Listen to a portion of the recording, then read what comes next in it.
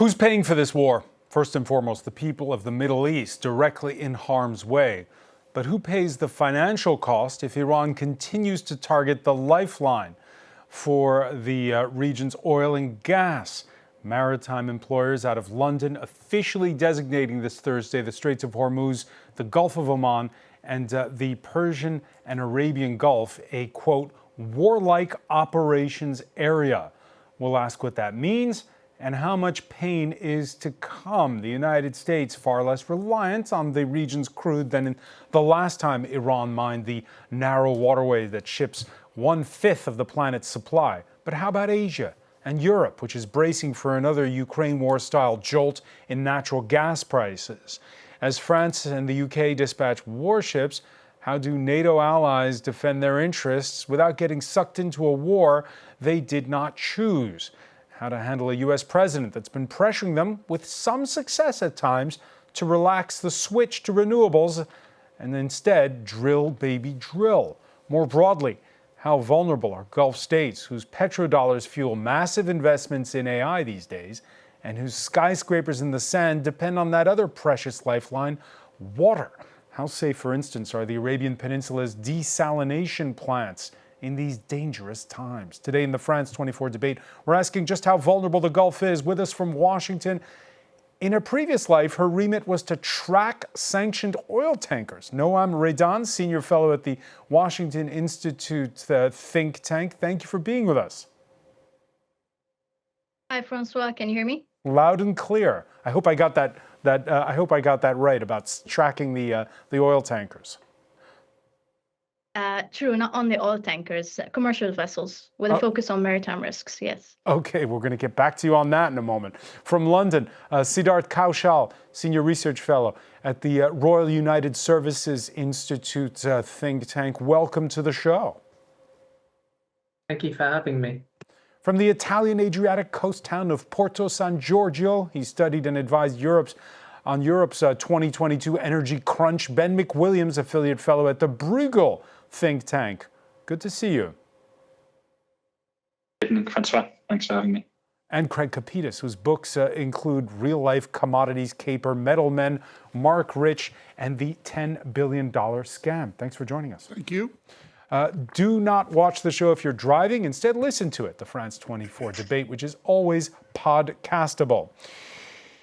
One swallow does not a spring make, they say, but try telling that to guests stuck aboard the MSC Eurybia. That's a cruise liner. Upon seeing a passenger plane take off on Wednesday from Dubai Airport, the Gulf, long favored tourist destination. You can hear those cheers there as they saw that plane fly over. A sunny safe haven for expats, that's changed a bit since Sunday. We were on a boat when all the missiles started firing. And this is when we found out that the Fairmont Hotel had been hit, which was absolutely terrifying. And there was just like missile after missile, like coming from the sky. We basically were then evacuated by the hotel and we had to stay in the basement at like 2 o'clock in the morning. Yeah, it's a shock for all those stuck in place. Noam Raydan, let me begin with you. The Gulf's image, if it's a short war, does it go back to what it was? It's a very good question. I don't have an answer right now. It's very difficult to assess how things will evolve, but what we are sure of are the risks to commercial shipping in the region, Iran's threat to commercial shipping, and the supply risks that are very real at this time. While we cannot say there is a legal or formal closure of the Strait of Hormuz, many ships are still unable to move through the strait since last weekend. However, I would like to stress that very few ships have managed to pass, and these include ships that sailed through the Strait of Hormuz, keeping their AIS signal switched off, meaning they sailed in the dark so that they are not seen on the radar. So this is the situation. There are definitely supply risks, and The reason why I'm saying that is because you have crude that is not leaving the region. You have tankers that want to load crude and oil products and other commodities, including LNG, especially from Qatar, unable to sail through the Strait of Hormuz. This is the situation at this moment. How will it evolve? I don't have an answer for it right now. It will depend on the conflict overall and whether both sides are going to escalate or de-escalate. So, Noam, a couple of questions from that. First of all, these risk-taking ships that turn off their transmitters there, do we know who they are? I do.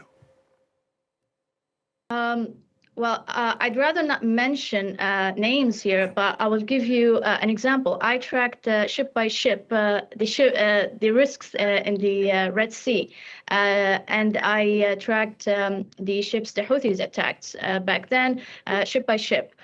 You can visit the Washington Institute and can see our maritime tracking map. The reason why I mentioned the Houthi maritime campaign in the Red Sea is to tell you that back then, amid the height of the maritime campaign that was being launched by the Houthis, you had several shippers who are willing to take the risk and continue sailing, including an owner that was managing a tanker called So Union, which the Houthis managed to hit. They boarded it. They managed to let fire on the tanker, almost creating an environmental disaster. So yes, you do have some ship owners, operators who are willing to embrace the risks and sail through the Strait of Hormuz. And let's be frank here, you have business people, ship owners and operators that want to make money and not continue losing money amid this crisis. So this is a fact. So, Craig Kapitas, it's not that they're one side or the other, they're just tankers that want to make money. Do we know any more about any? Oh, we do. I mean, I would wager one very large crude carrier that NOAA's maps are better than the ones at CENTCOM. So, I spoke with a Greek shipping company today. The traffic manager in the oil business, the traffic guy is the guy who's in charge of moving everything around. And over the past 24 hours, this company moved 5 carriers into the Gulf. They didn't have their little signal gizmos on. Right now, according to Lloyd's, if you want some numbers, there's approximately, Lloyd says, 1,000 ships worth a total of about $25 billion. Hang on, 5 ships that went through. 5 ships that we know of that went through from a Greek. Surely the United States saw them, and surely the Iranians saw them. Well, it's, these people aren't that bright. I wasn't joking when I said that CENTCOM could, having covered 3 Gulf Wars and knowing how they map things, I would bet that NOAA's maps are better than CENTCOM's, and I'll bet that CENTCOM is not looking at NOAA's maps. But the Strait of Hormuz is narrow. You can see it when a ship goes through. Well, yeah, unless you're It's the blind. same distance roughly as Calais to Dover. This is what happens. They can sneak through. 5 is not a lot of ships. At the same time, we have at least 150. I mean, this is, I think, public knowledge. MSC, which is Mediterranean Shipping Company, second largest shipping company in the world. Noam will correct me if I'm wrong. They have 150 stranded ships in there. Now, there have only been 40 transits, according to Lloyd's, into the Gulf since March 1. But only half of those, I am told, are oil or LNG tankers. Right, so depending, of course, on the size. So, Siddharth Kashal, let me ask you, pardon the pun, but what do you make of ships that get in? Are they getting in under the radar, or are both sides kind of tacitly letting some through? Yeah, I mean, it's quite likely that the ability of the Iranians to surveil the Strait of Hormuz is at least partially constrained. When if they're using things like coastal radar, for example, when a coastal radar turns on, it emits, and that makes it vulnerable to suppression or destruction, which its operators have to consider when they're under the levels of air attack that the Iranians are obviously under. Similarly, UAV surveillance, it's quite easy in one one sense in Hormuz because you're surveying a relatively narrow area, but equally when the adversary has air superiority, the ability to use certain types of capability persistently or reliably is compromised. So a bit like the tanker war, the Iranians can attack intermittently, but they can't necessarily hit anything that tries to make the transit. But for their strategic aim, that might be enough if that, either deters shipping or drives up war risk premiums over a very long period. Yeah, there have been loud bangs, by the way, on the Arabian Peninsula side of the Gulf again this Thursday. They put out a fire in Bahrain at the oil refinery. Intercepts that were spotted over the skies of Qatar's capital, Doha. Overnight, we had news of an Iranian remote-controlled boat laden with explosives that was used to damage a Bahamas-flagged crude oil tanker, the Sonangol Namibe, anchored in Iraqi waters.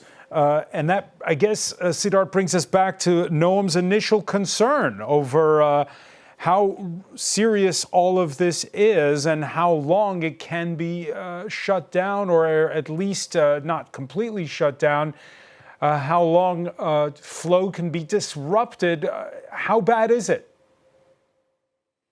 So in terms of the Iranians' ability to shut down the straits completely, as we've said, there are probably some significant constraints on that, but they could pose an intermittent threat to shipping over a very long period. Just how intense that threat is really depends militarily on how effectively the US can shut down the IRGC Navy's major hubs of activity in places like Qeshm Island and Kish and Abu Musa, which have been targeted to some extent, but not to the same extent so far as the Iranian Navy and IRGC headquarters in Bandar Abbas, as well as the ballistic missile arsenal, which is the key priority. So I think, even with all the air power that's in theater, prioritization has to occur. And right now, ballistic missiles have clearly been the priority target. The IRGCN has it seems, at least from first impressions, been less priority. So how effective the US is at shutting down those major hubs from which the IRGC operates will be the key issue. However, secondly, and I think we saw this in the Red Sea, even with a highly degraded ability to survey an area, even with significant disruption to its stocks, an actor of things like UAVs and missiles, an actor can pose a persistent threat to maritime shipping. And given what we know about Iran's pre-war stocks of things like anti-ship cruise missiles and naval mines, it's likely that if the political will continues to exist, they'll pose a long-term threat to shipping in the region. Benedict Williams, we've had Saudi Arabia's Ras Tanura oil field that's been targeted several times this week. We've had, of course, we talked about it on this show a couple of days back, Qatar's main natural gas field, which it shares with Iran in the Gulf, which was effectively halted the other day. How serious is this, again, compared to what we've seen in the past? You mentioned in your introduction 20%, which is the number to bear in mind. It's about 20% of the world's gas supply and 20% of the world's oil supply, which passes through the Strait of Hormuz normally. That at the moment is the bottleneck. Once and when, if that strait is again opened, we'll start to understand a little bit more any damage that has been done to oil and gas fields in the region and what capacity they can output at. 20% of global supply is pretty significant. We've seen European gas prices almost doubling over the last few days.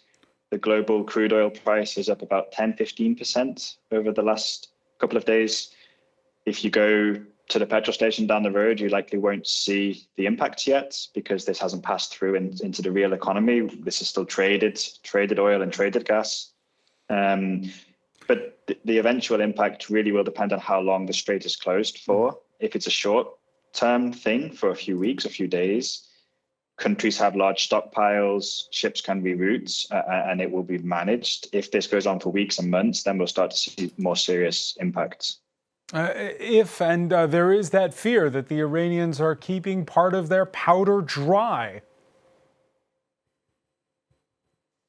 Yeah, indeed. I mean, understanding for how long the strait can be closed and for how long the Iranians are able to sustain this is the big question.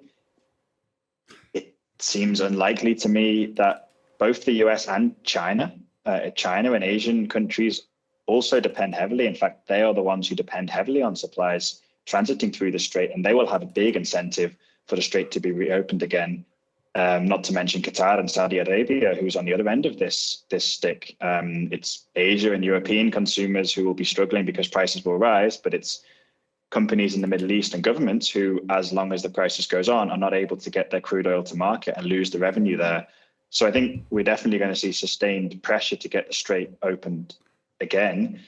But how serious the Iranian supplies are, I have no idea, but that will be the big question. All right, Dateline, the Greek port of Piraeus, where dock workers went on strike for 24 hours this Thursday, halting ferry traffic to draw attention to the 20,000 seafarers that are currently in the region, including dozens of Greek crew members. That kind of harks back to what was said earlier about putting these crew members in danger, especially when you turn off those transmitters, as Noam was saying at the outset. The U.S. president's evoked military escorts for tankers crossing through the Strait of Hormuz, but insurers remember the Iran-Iraq War of the 1980s, where some 500 vessels were hit, and the waters of the Gulf were mined at the time. Noam Raidan, do you believe in military escorts?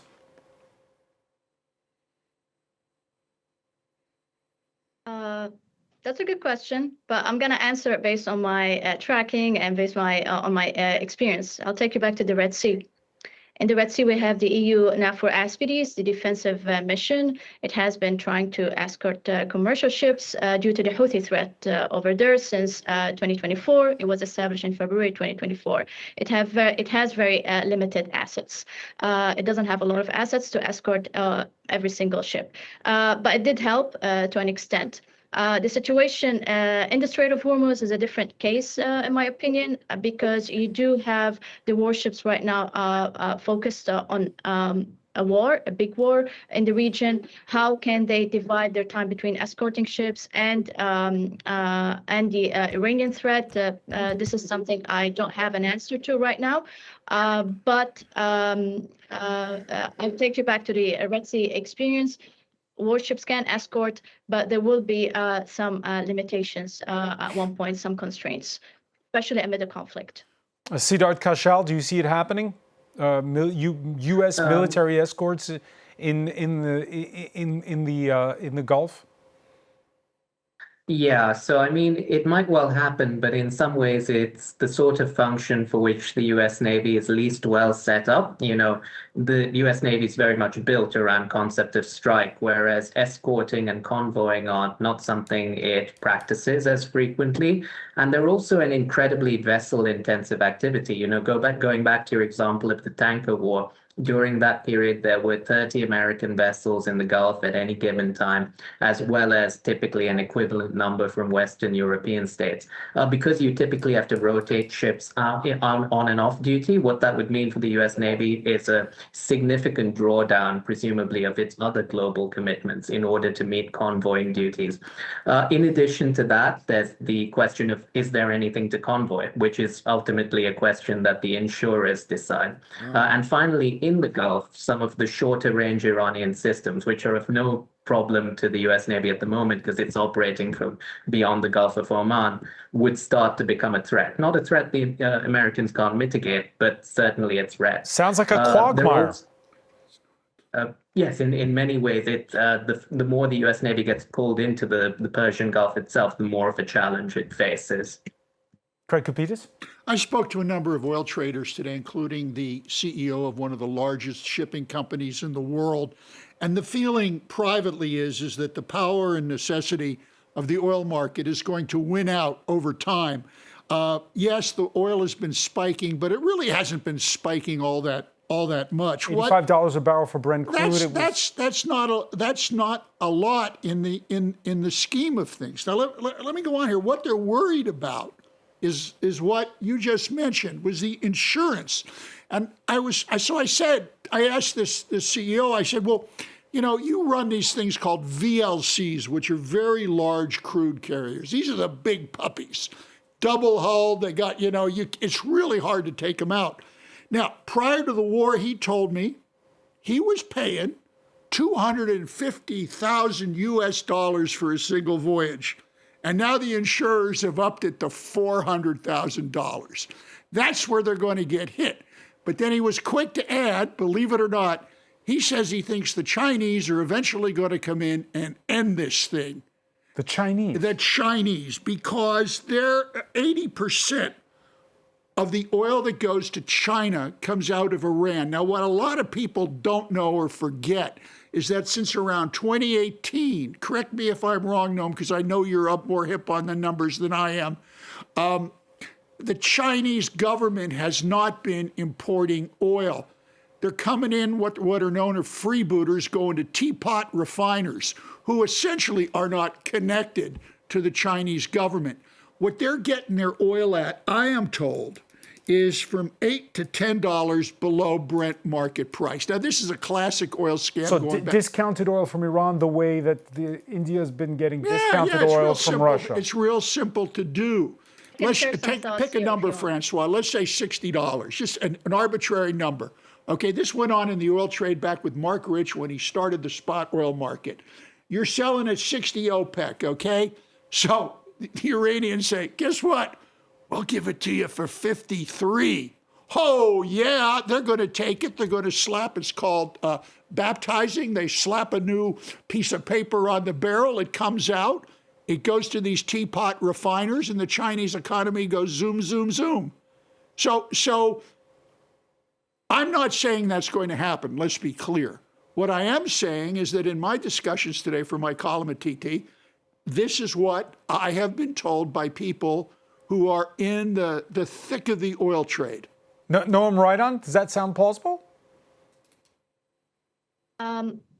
Absolutely, I agree on the issue of Iranian oil, but let me just clarify one thing. Sanctioned Iranian oil, plus also sanctioned Russian, and previously, before the U.S. and Operation Venezuela, the sanctioned Venezuela oil used to go to the teapot refineries in China. But China, and this is very important to know, also relies on other Middle Eastern crude oil suppliers, specifically Saudi Arabia and Iraq. So I really want to highlight this point that China does not only take from Iran, and its numbers or the volumes it takes from from Saudi Arabia and Iraq are higher than the numbers it takes from Iran. It's very important to highlight that. And Iraq right now is facing a lot of constraints. Iraq is coming under pressure. So if tankers are not loading, Iraq, and because it has problems in storage, won't be able to continue its production at the current levels, and it has already started curtailing output. So I'm worried about Iraq more than any other producer in the region, and Iraq is a key supplier not only to China, also to India.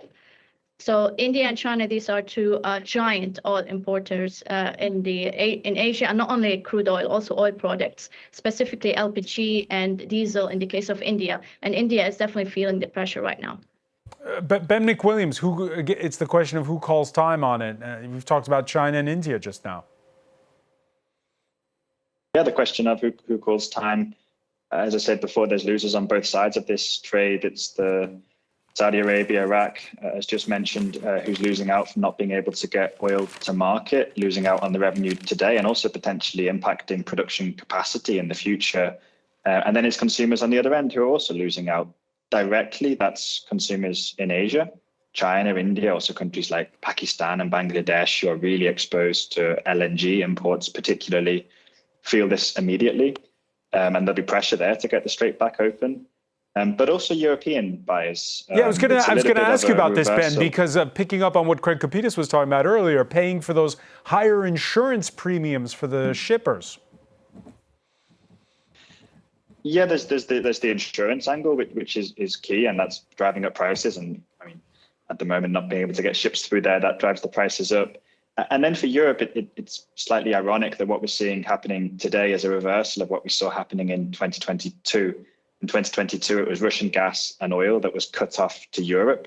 And then Europe went on the global markets to buy LNG cargoes and to buy more crude oil cargoes and redirect them towards Europe, typically away from Asia. What we're seeing today, I think the Financial Times reported this morning, the first ship they've seen, an LNG ship, no one probably saw it, in the Atlantic from Nigeria, which was headed, I think, to France, to Europe at least, and turned around and headed to Asia. So that's the kind of trade that we'll be seeing here. It's the direct flows of crude and LNG that should have been going from the Middle East to Asia, which are no longer going. And then we'll see increased competition from Asian buyers for global cargoes, which will pull cargoes away from Europe and at the same time drive up prices. Yeah, this shutdown of oil and gas has help being offered from a different precinct that we heard from this Thursday.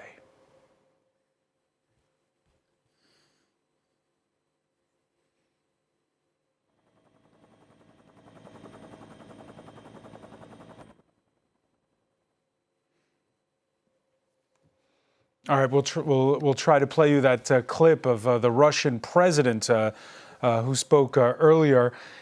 Let's listen to Vladimir Putin. Russia has always been and remains a reliable supplier of energy resources for all our partners, including, by the way, European ones.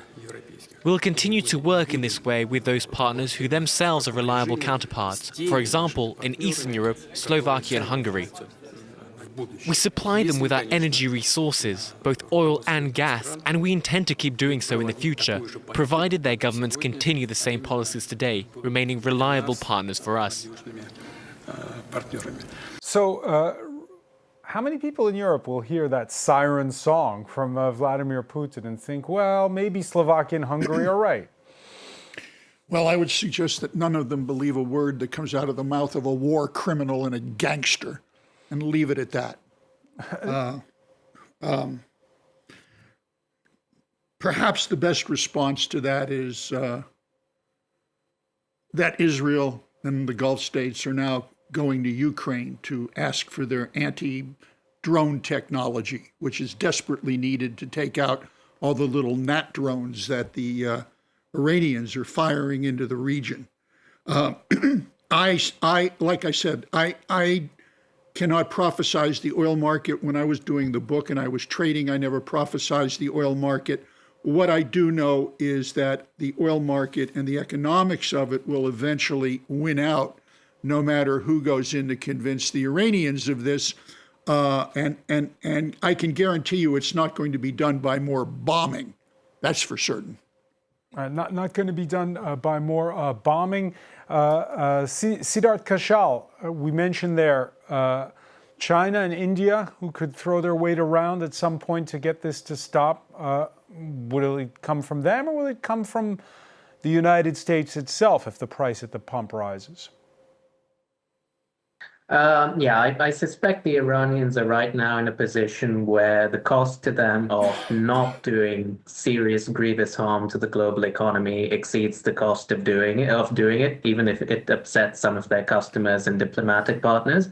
You know, this is a state that's seen its deterrence sort of crumble to shreds over the years with the death of Soleimani, with the effective loss of Hezbollah and the killing of Nasrallah, the 12-day war, and now this. Anything that didn't inflict massive harm on the global economy would just set the conditions as far as their leadership is likely concerned. Obviously, I'm not sure exactly what they're thinking, but it's likely that they're thinking anything that doesn't inflict massive harm just sets the conditions for the next unfavorable war by demonstrating that they are, in fact, a paper tiger. So I doubt that diplomatic matters or even commercial ones are very high up their list of priorities, which of course leaves the question of what the US can do to resolve the problem militarily. Now, the Americans have one advantage they didn't have in the tanker war, which is they are belligerents. So they don't just have to convoy things to the Gulf. They can actively sink Iranian assets in a way that they mostly didn't during that period, except during the brief period of Operation Praying Mantis, when an Iranian mine struck an American ship. But even so, given the sheer asymmetry of cost that, you're talking about capabilities like mines and speedboats and coastal anti-ship missiles, contesting shipping, and very expensive, potentially, assets like destroyers having to convoy. The ability of the US to suppress these capabilities to the point that global shipping is comfortable and that prices drop to an acceptable level, it remains to be seen. And, precedent from areas like the Red Sea does paint a somewhat pessimistic picture. All right, pessimistic picture there. There's hitting oil and gas, and then there's also hitting water in a region where the population has exploded since the tanker wars of the 1980s. Desalination plants are crucial to make water not only fit for drinking, but in the running of critical infrastructure or power plants. This graphic from Arab News dates back to 2020. In your latest column for Turkey Today, Craig Kapidis, you wrote the following, which is that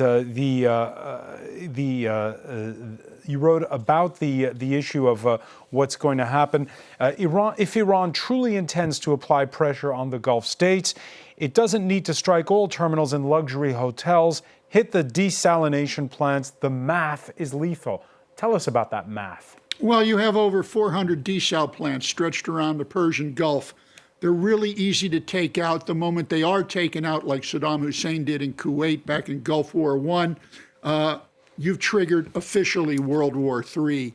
The oil is really secondary to the water. Water disappears, oil kind of doesn't. You have to drink it. And everyone in the Gulf needs the oil. Just to give you an example. Water, yeah, they need the water. Just to give you an example, in the tourist industry, okay, there are like 30 golf courses in that area. 30 golf courses. Each of those golf courses, according to Robert Trent Jones Jr., who is a golf course architect and has built some of them, they will use anywhere from 800,000 to 1 million gallons of water a day. Vital for this industry that brings in thousands and thousands of tourists. Why haven't the Iranians hit the desalination plants yet? If they want to win, that's what they do. They haven't. I don't think they will, and that's why I do believe that the economics and reality of the oil market are going to win out in the end here, whether it's the Chinese, the Indians, or whomever, the Martians, who tell Iran to wise up. That's what's going to do it, regardless of the internal political situation in Iran. Noam Raidan, do you agree?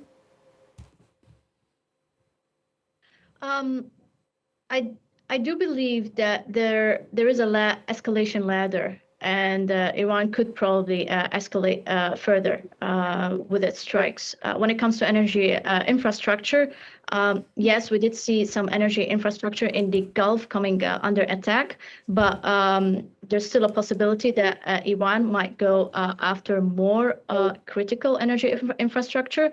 In my opinion, if Iran decides to do that, then its own oil facilities will come under attack. So the question is Iran willing to escalate further against energy infrastructure, knowing that its own oil installations are very vulnerable, can be taken out, be it refineries or crude oil terminals. Iran is still loading oil. So if it wants to continue loading oil, making money, is it willing to further escalate and go after critical energy infrastructure in Arab Gulf states? That's the question, and it's something to continue monitoring. There is an escalation ladder.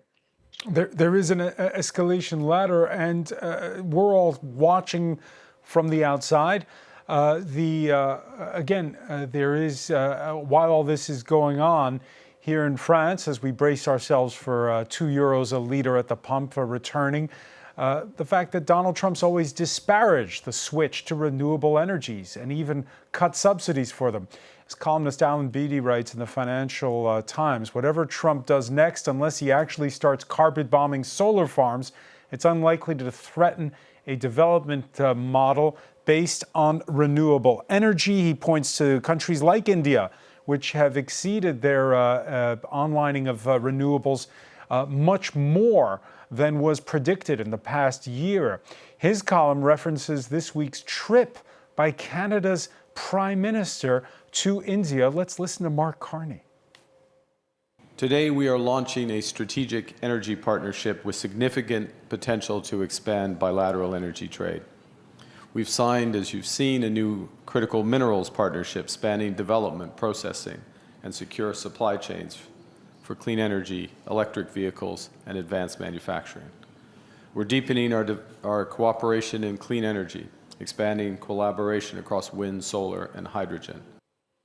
Ben Nick Williams, the Canadian Prime Minister, going after what had been a rough patch under his predecessor in relations with India, and both of them talking up a summit on renewable energies, cooperation on civilian nuclear power. Donald Trump's talk of, quote, windmills doesn't seem to be all that effective in the end. No, it's really deja vu back to 2022 and also previous energy crises.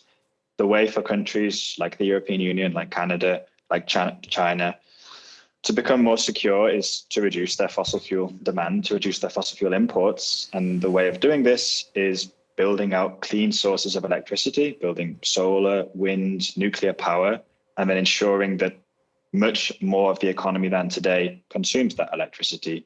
That means trying to encourage consumers when they buy a new car to buy an electric car rather than a petrol car or a gasoline car, trying to work on households to reduce energy demand, insulating but we've the seen, windows. Excuse me for interrupting, Ben. We've seen here in Europe, though, that it hasn't gone exactly that way in the past year. Since Donald Trump's return to power, we've seen a noticeable slowing down here in France and at the European level of that switch to renewables. They've pushed back deadlines for making homes more energy efficient. The mainstream right has heard the call from disgruntled owners of older model cars and gas boiling home heaters. And we've seen the agreement with Trump that the EU should slow down that switch. Friedrich Merz seemed to try to play both ends against the middle when he sat in the Oval Office Tuesday while his host bashed Spain. That was admittedly for refusing to allow the U.S. planes to use its territory for the war. But would you say that some of Europe agrees with Donald Trump? I wouldn't say we've seen agreement with Trump. I would agree that we've seen a slight softening in Europe in terms of the Green Deal and this push for clean energy, at least politically and rhetoric. In terms of markets, we still see big build out. It's still very economical to build solar, to build wind, to deploy batteries in the EU and to buy electric vehicles. So we still see markets growing strongly. We definitely see in political signaling some tone down in discussion on this. Let's see what comes in the next weeks, because the response to 2022 in Europe was really to double down, and it was clear to political leaders in Europe what the solution was there. I expect we'll see more in the coming weeks as European leaders again realize the need to reduce fossil fuel imports. Yes, Siddharth Kashal, do you expect a change in public opinion? This is a matter of energy security now. We've seen that the leaders that are getting bashed by Trump for not taking part in the war, their popularity is increasing. What about the switch to renewables? Is it going to get a new boost thanks to this war? Yeah, I mean, I think the major near-term consideration will be whether sort of storage targets are impacted by this war. You know, if there's another sort of effort to drive by the EU to set intermediate storage targets, one could see a sort of mutually reinforcing effect between, you know, scarcity and the additional demand that those storage targets set, which, you know, could, you know, drive prices further up. But I think in the medium to long term, you're right, there's probably going to be, you know, a bit of a boost to renewables driven by, you know, both this war, the Ukraine crisis. I think there's now almost half a decade's worth of evidence of, you know, some of the geopolitical vulnerabilities that over-reliance on hydrocarbons brings. Here in France, we're going to head into a presidential election year. Craig Capitas, part of the left worries that this country relies too much on nuclear power. The far right says that there's too many renewables and not enough oil and gas. Again, the events of the last 6 days, will that change the conversation? I think the conversation will remain the same. And I've always, when I've had the opportunity to be with folks like Ben, who know this alternative energy market better than most, you know, how the question really is, Ben, how long is it going to be until France doesn't need nuclear power, doesn't need gasoline, doesn't need LNG? How long is that going to take? And I would argue, and I think the market would back me up, and certainly the trading community, it's going to take a really, really, really long time. There's no short term here, and there's no medium term. And as long as you have tankers in the Gulf right now holding $14 billion worth of Iranian crude, which no one has touched, they're just sitting there, okay? Renewable energy, as nice as it sounds, is a non-starter. Ben McWilliams? In the next days and weeks, certainly the priority for leaders around the world is to get oil and gas flowing again and imported. Building more renewables now in the next weeks is not the solution today. Long-term, structurally, that is the solution. That's how you become independent of fossil fuels and this kind of volatility. I would suggest in the coming weeks, having a look at Nordic countries and the Iberian Peninsula. Nordic countries who have good hydro supply, and Spain and Portugal, who particularly have built a lot of renewables since 2022. I suspect that we'll see their electricity prices will be significantly lower than in the rest of Europe. And that's because there's far few hours today when they're importing or needing to burn LNG to produce electricity. So it will be interesting to see how it evolves. But Noam, right on. In 2022, as Ben was explaining earlier in the conversation, it was a scramble to wean Europe off of Russian oil and gas. It's, now, looking at it, 4 years later, is it weaning off of Russian gas and more dependent on LNG from the United States? And is that trend going to accelerate if there's no access to Qatar at this point? Well, Qatar's main client is in Asia, is the Asian market. It's not Europe. Yes, the United States is a key supplier right now to Europe. When it comes to Russia, let's be clear, Russia continued, or Europe continued to rely on Russian gas, be it piped or even LNG right now, even under sanctions. On top of that, they continued also taking oil products that are produced from Russian crude that is actually being sent to refiners in Asia, like India, and then being sent back to Europe. And the same thing goes to Turkey. It was also taking in a lot of Russian oil, and the signs were very clear that it was re-entering Europe, but from different sources. So Russia managed to come up with several ways to keep itself or to keep Europe reliant on Russia. Of course, this reliance has been dropping gradually. Will it stop, especially right now, given the crisis in the Middle East? I don't know. But one thing to note is that Europe relies on the Middle East for 45% of jet fuel. So that's aviation fuel. And aviation fuel, unlike other oil products, cannot be easily replaced because there are specific specifications for it. So you cannot just decide, okay, we're not going to take it from the Middle East, we're going to take it from the US because of specifications for jet fuel or aviation fuel. So Europe now has more challenges to deal with because it is dependent on the Middle East. Now Hormuz is is being blocked, and you have still the Red Sea crisis, which Europe had to deal with at the height of the Houthi maritime campaign. So what has Europe learned from the Red Sea crisis, which also forced a lot of pressure on global shipping and global trade? I really don't have an answer to that, but now we have another choke point that is also threatening Europe's energy security. And we'll have to leave it there, unfortunately. So much more to talk about. Noam Raidan, I want to thank you so much for joining us from Washington. I want to thank Siddharth Kaushal for being with us from joining us from London. Ben McWilliams from the Adriatic coast. Craig Kapitas, thank you for being with us here in the France 24 debate.